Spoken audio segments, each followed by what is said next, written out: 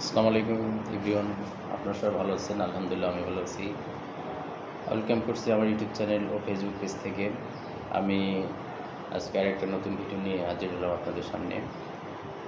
আমি কথা বলবো হচ্ছে বর্তমানে চলমান যে বাংলা টি-20 বিশ্বকাপ চলতেছে, সেখানে হচ্ছে যে গ্রুপ পর্বে যে খেলাগুলো চলতেছে, প্রতিটা দলেই যার যার গ্রুপে সাথে যে দলগুলো আছে সেখানে লড়াই করতেছে। তো সেখানে হচ্ছে যে আজকে যে একটা হচ্ছে আপনার পাকিস্তান ভারত যে মহারণ ম্যাচ, আজকে সন্ধ্যায় যে ম্যাচটি শুরু হবে, যেখানে হচ্ছে পাকিস্তান অলরেডি হচ্ছে আপনারা জানেন যে ইউএসএর সাথে হেরে কিন্তু তারা অনেক ব্যাক করে চলে গেছে। আর ভারত তাদের প্রথম ম্যাচ আয়ারল্যান্ডকে হারিয়ে দাপুটের সাথে হারিয়ে তারা পয়েন্ট টেবিলে 1 নম্বরে আছে। আজকে যদি ভারত পাকিস্তানকে হারিয়ে দেয়, তারা তারা তো যাবেই, হ্যাঁ, তারা তো সুপার 8 কোয়ালিফাই অবশ্যই করবে। আর পাকিস্তান যদি আজকে হেরে যায় তাদের কিন্তু অনেক ডিফিকাল্ট হয়ে যাবে।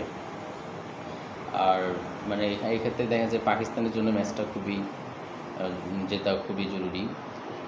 আর ভারতের হারলেও কোনো সমস্যা নেই, তাদের পরে আরও দুর্বল প্রতিপক্ষ দল আছে, তারা কোয়ালিফাই করতে পারে। কিন্তু পাকিস্তানের আজকে এটা ম্যাচটা খুবই জিতা জরুরি। আজকে যদি পাকিস্তান হেরে যায় তাহলে তাদের গ্রুপ পর্ব থেকে বিদায়ের সম্ভাবনাটা বেশি হয়ে যাবে। কারণ ইউএসএ তাদের পরবর্তীতে যে আরও 2টা ম্যাচ আছে, হয়তো ইন্ডিয়া বাদে আরেকটা ম্যাচ জিতলেই কিন্তু তারা কোয়ালিফাই করে যাবে। ঠিক আছে, তা যেটা হচ্ছে যে আসলে এখানে যেটা বড় দল ছোট দল, যে যে যারা সবসময় বড় দলগুলোই কোয়ালিফাই করবে, সুপার 8-এ যাবে, এমন না। এটাই হচ্ছে বিশ্বকাপ। এখানে যেমন আগে বিশ্বকাপ হয়তো আপনাদের 8টা 9টা দল নিয়ে, আসলে এটা বিশ্বকাপ বলা যায় না, এখন 20টা দল নিয়ে আইসিসি যে বিশ্বকাপটা করতেছে। আসলে এটাই, এখান থেকে দেখা যায়, দেখেন আপনারা যেমন কানাডার মতো দল, যুক্তরাষ্ট্রের মতো দল, ঠিক আছে, স্কটল্যান্ডের মতো দল, তারা কিন্তু ভালো খেলতেছে। হ্যাঁ, ঠিক আছে, এখানে দেখা যাবে যে কিছু যাদের যেই দলগুলো গ্রুপ পর্ব থেকে বিদায় হওয়ার সম্ভাবনা নেই, সেই দলগুলো দেখা যায় বিদায় হয়ে যাবে, যেমন পাকিস্তান। তারপর আপনার ওদিকে ইংল্যান্ডের কথা বলতে পারেন। দেখেন ইংল্যান্ডের কিন্তু এখনও গ্রুপ অনিশ্চিত যে তারা সুপার 8-এ খেলবে কি না।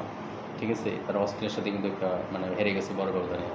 হ্যাঁ, সেই ক্ষেত্রে এরকম হতে পারে যে পাকিস্তান, তারপর নিউজিল্যান্ড দেখেন আপনারা আফগানিস্তানের সাথে বড় ব্যবধানে হেরে গেছে, মাত্র 75 রানে অলরেডি। তারা নিউজিল্যান্ড তো ওখান থেকে তো দেখা যাবে যে 2টা দল যাবে। সেক্ষেত্রে একটা বড় দলকে তো বিদায় হতে হবে। ওয়েস্ট ইন্ডিজ তো অবশ্যই যাবে, সেখানে আফগানিস্তান তো অনেকটাই এগিয়ে গেছে, নিউজিল্যান্ড বিদায় হয় সম্ভাবনা আছে গ্রুপ থেকে। তাহলে দেখেন আপনারা এইদিকে আপনার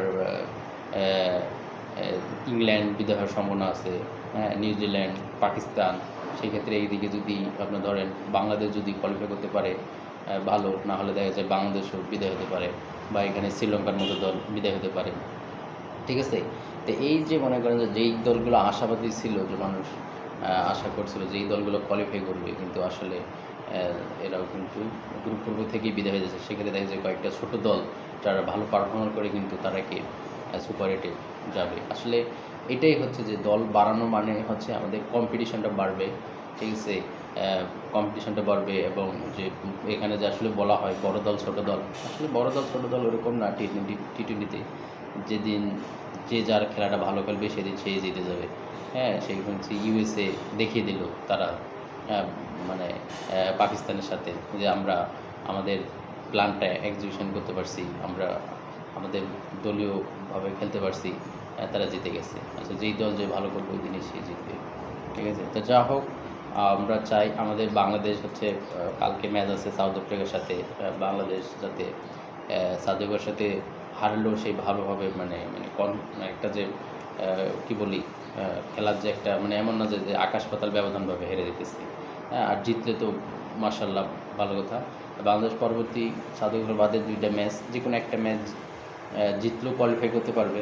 কিন্তু 2টা ম্যাচ পরে 2টা ম্যাচ জিতলে তো আর কোনো হিসাবে থাকবে না, বাংলাদেশ কোয়ালিফাই করবে। আর যখন যদি পরে 2টা একটা ম্যাচ জিতে, তাহলে সেক্ষেত্রে অনেক হিসাব নিকাশ করতে হবে। শ্রীলঙ্কা যদি তাদের পরে 2টা ম্যাচ জিতে, ঠিক আছে। আর বা যদি এদিকে বাংলাদেশ বিশেষ করে নেদারল্যান্ডকে হারিয়ে দিতে পারে, সেক্ষেত্রে আসলে তারপরে একটা ম্যাচ জিতলেও যাওয়ার সম্ভাবনা আছে, ঠিক আছে। যদি ওদিকে আবার শ্রীলঙ্কা নেদারল্যান্ডকে হারিয়ে দেয়, হ্যাঁ ঠিক আছে, সাউথ আফ্রিকা তো নেদারল্যান্ডকে যদি হারিয়ে দেয়, ঠিক আছে। যা হোক, আমরা আশাবাদী করি বাংলাদেশ সুপার 8-এ কোয়ালিফাই করবে। এরপরে হচ্ছে যেটা আমরা মানে বাংলাদেশের এটা জয়টা ছিল শ্রীলঙ্কার সাথে খুবই গুরুত্বপূর্ণ। আর এখন যদি আমরা নেদারল্যান্ড নেপালকে হারাতে না পারি, সেটা আমাদের ব্যর্থতা, ঠিক আছে। তো যা হোক, আপনারা আমাদের কমেন্ট বক্সে জানাতে পারেন কোন কোন দল সুপার 8-এ কোয়ালিফাই করবে, বাংলাদেশ কোয়ালিফাই করতে পারবে কি না। আর আমার নতুন চ্যানেলটা আপনারা সাবস্ক্রাইব করবেন, পাশে থাকবেন, আর সবসময় পাশে থাকবেন। নতুন চ্যানেলটা সাবস্ক্রাইব করে রাখুন, দেখতে থাকুন আমার ভিডিওগুলো, দেখতে দেখতে ভালো লাগবে। ভালো লাগা থেকেই আমার চ্যানেলটা আপনারা সাবস্ক্রাইব করবেন। ধন্যবাদ। আসসালামু আলাইকুম।